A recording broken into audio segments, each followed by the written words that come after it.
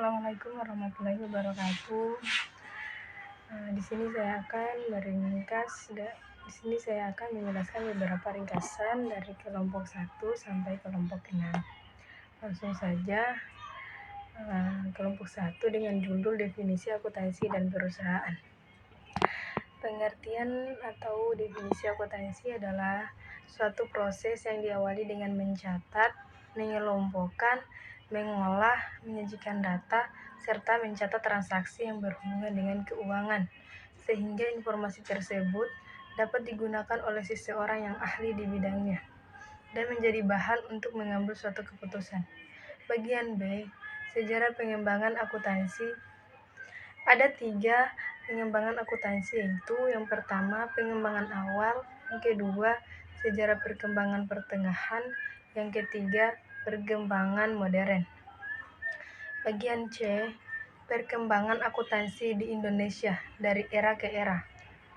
Awal mula akuntansi di Indonesia. Perkembangan akuntansi di Indonesia dipengaruhi oleh kehadiran penjajah Belanda pada abad ke-17. Pada tahun 1908 didirikan Netherlands atau singkatan dari NIAV sebagai organisasi profesi akuntansi pertama di Indonesia. Organisasi ini bertujuan untuk mengatur dan mengembangkan profesi akuntansi di wilayah Hindia Belanda. Periode kemerdekaan, era modern dan pengembangan terkini. Bagian D, definisi perusahaan. Perusahaan adalah tempat di mana terjadinya kegiatan produksi sebuah barang atau jasa dalam sebuah perusahaan. Semua faktor produksi berkumpul mulai dari tenaga kerja, modal, sumber daya alam, dan kewirausahaan. Bagian E, pengertian sistem informasi akuntansi. Informasi akuntansi atau SIA merupakan sistem yang dirancang untuk mengumpulkan data dan mengambilkan informasi akuntansi sehingga akuntan dan efektif. Ada 5 kriteria dalam sistem informasi akuntansi. Yang pertama, keamanan, kedua kerahasiaan, ketiga privasi, keempat integritas pemrosesan, dan yang kelima persediaan. Bagian F, jenis-jenis laporan keuangan dalam perusahaan. Yang pertama, laporan laba rugi, kedua laporan arus kas, ketiga laporan perusahaan modal, dan yang keempat laporan neraca. Bagian G, perbedaan antara perusahaan jasa, dagang, dan manufaktur.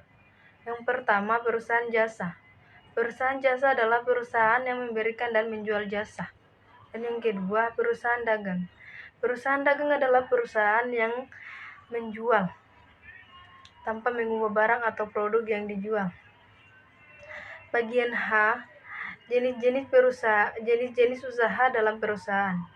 Yang pertama, perusahaan ekstraktif, kedua perusahaan industri dan manufaktur, dan yang ketiga perusahaan agraris, keempat perusahaan jasa, dan yang kelima perusahaan dagang. Adapun ringkasan dari kelompok 3 dengan judul penyesuaian jurnal dengan latar belakang, yaitu akuntansi merupakan pelaporan keuangan yang berisi informasi-informasi yang berguna dalam membantu pengambilan keputusan bagi para pemakainya. Adapun pembahasannya itu dalam akuntansi berbasis akrual.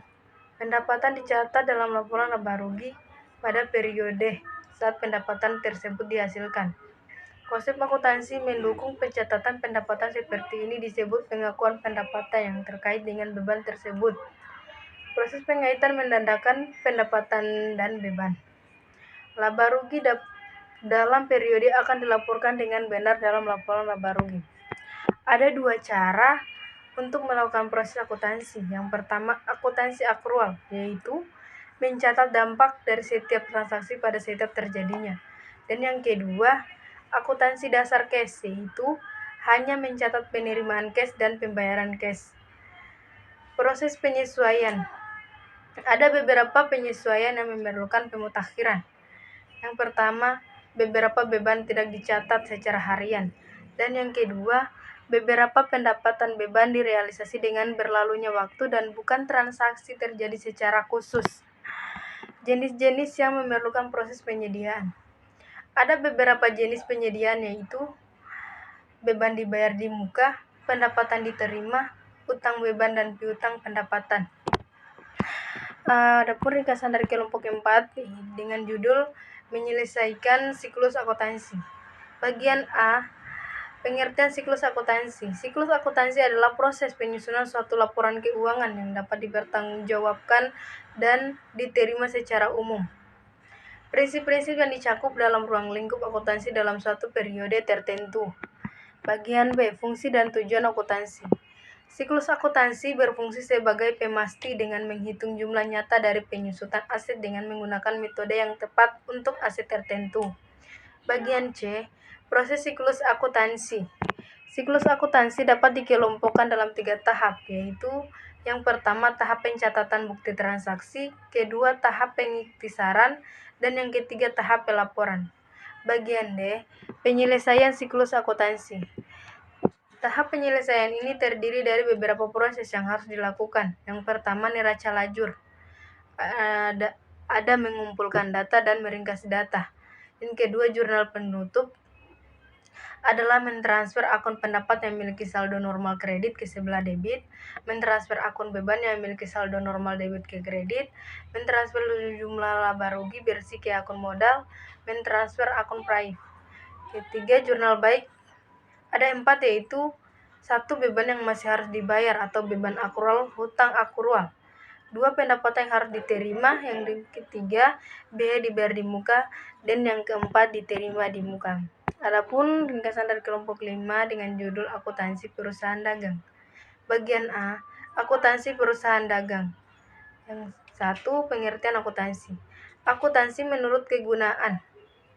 Akuntansi merupakan aktivitas jasa yang berfungsi memberikan informasi kuantitatif mengenai kesatuan. Sedangkan akuntansi menurut kegiatan, akuntansi adalah seni mencatat, mengklasifikasikan, dan mengiktisarkan transaksi atau kejadian yang sekarang bersifat keuangan. Dan kedua, pengertian perusahaan dagang. Perusahaan dagang adalah perusahaan yang kegiatan usahanya memberi barang dengan tujuan menjualnya kembali tanpa memproses lebih dulu. Yang ketiga, ciri-ciri perusahaan dagang. Bagian A, pendapatan utamanya berasal dari penjualan barang dagangan. Bagian B, biaya utamanya berasal dari harga pokok barang yang terjual dan biaya usaha lainnya. Yang C, bagian akuntansinya terdapat akun persediaan barang. Bagian 4, ciri-ciri khas akun perusahaan dagang adalah sebagai berikut.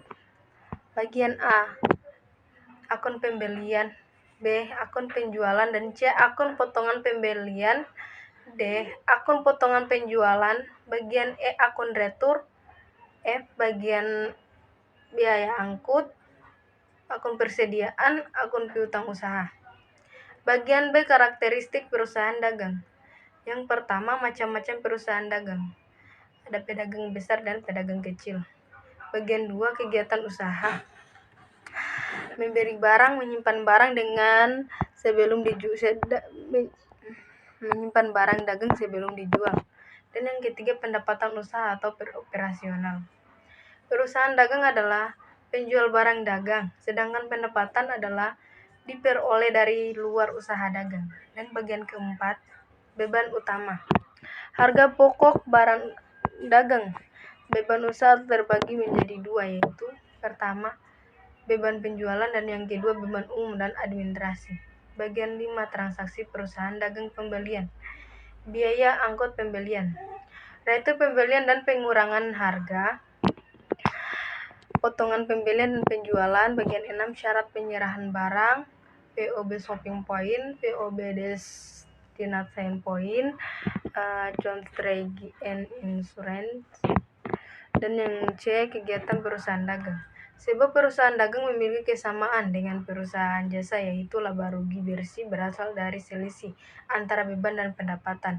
Sistem persediaan terbagi menjadi 2, yaitu yang pertama sistem periodik dan yang kedua sistem perpetual. Bagian D, transaksi yang hanya ada di perusahaan dagang. Yang pertama, pembelian, dan yang kedua, retur pembelian dan pengurangan harga, dan yang ketiga, potongan pembelian, dan yang keempat, beban angkut pembelian. Bagian E, syarat-syarat pembayaran dan syarat penyerahan perusahaan dagang. Bagian A, syarat-syarat penyerahan perusahaan dagang, yaitu ada tunai, ada kredit, Dan bagian B, syarat-syarat penyerahan barang ada CIF, VOB, dan VOB. Kelompok 6 dengan judul persediaan. Nah, bagian A, pengertian persediaan. Persediaan adalah meliputi semua barang yang dimiliki perusahaan pada saat tertentu dengan tujuan untuk dijual atau dikonsumsi dalam siklus operasi normal perusahaan. Menurut Klausenstein 2004, persediaan ditunjukkan untuk barang-barang yang tersedia untuk dijual dalam kegiatan bisnis normal. Dan dalam kasus perusahaan manufaktur, maka kata ini ditunjukkan untuk proses produksi atau yang ditawaran. Mengatakan persediaan adalah barang dagang yang disimpan untuk dijual dalam operasi bisnis perusahaan dan bahan yang digunakan dalam proses produksi atau disimpan untuk tujuan itu didapatkan dalam produksi. Bagian B, jenis-jenis persediaan di beberapa perusahaan. Yang pertama, perusahaan jasa tidak punya persediaan. Yang kedua, perusahaan dagang. Persediaan merupakan barang yang dibeli dengan tujuan untuk dijual kembali kepada pelanggan. Dan yang ketiga, perusahaan manufaktur. 4, bahan baku. Kelima, barang dalam proses. Keenam, barang jadi. Bagian C, kepemilikan kesediaan. Dalam rangka menentukan status sah, kepemilikan persediaan antara lain: yang pertama, barang dalam perjalanan; kedua, barang konsinyasi; ketiga, barang yang dijual secara cicilan. Bagian D, harga memperoleh persediaan. Keluar masuknya barang menjadi penyebab perubahan persediaan yang harus dibukukan dengan teratur oleh akuntansi. Persediaan: jika dilakukan pembelian persediaan, maka selain harga faktur yang dibayar tunai atau kredit, juga timbul berbagai biaya yang meninggalkan harga persediaan. Ada beberapa metode sebagai berikut. Metode identifikasi khusus. Metode masuk pertama keluar. Metode masuk terakhir keluar. Nah, bagian F, pengendalian internal terhadap persediaan. Pada prinsipnya, pengendalian persediaan di dalam suatu persediaan dapat mempermudah atau memperlancar jalannya operasi perusahaan yang harus dilakukan secara berturut-turut untuk memproduksi barang-barang serta menyampaikan kepada pelanggan. Manfaatnya, persediaan bagi perusahaan adalah memenuhi kebutuhan pelanggan sebaik-baiknya sesuai permintaan pasar. Dengan adanya persediaan, meminimalkan risiko keterlambatan datangnya barang atau bahan-bahan yang dibutuhkan perusahaan, sehingga dengan adanya persediaan tidak akan mengganggu jalannya operasi sebagaimana biasanya.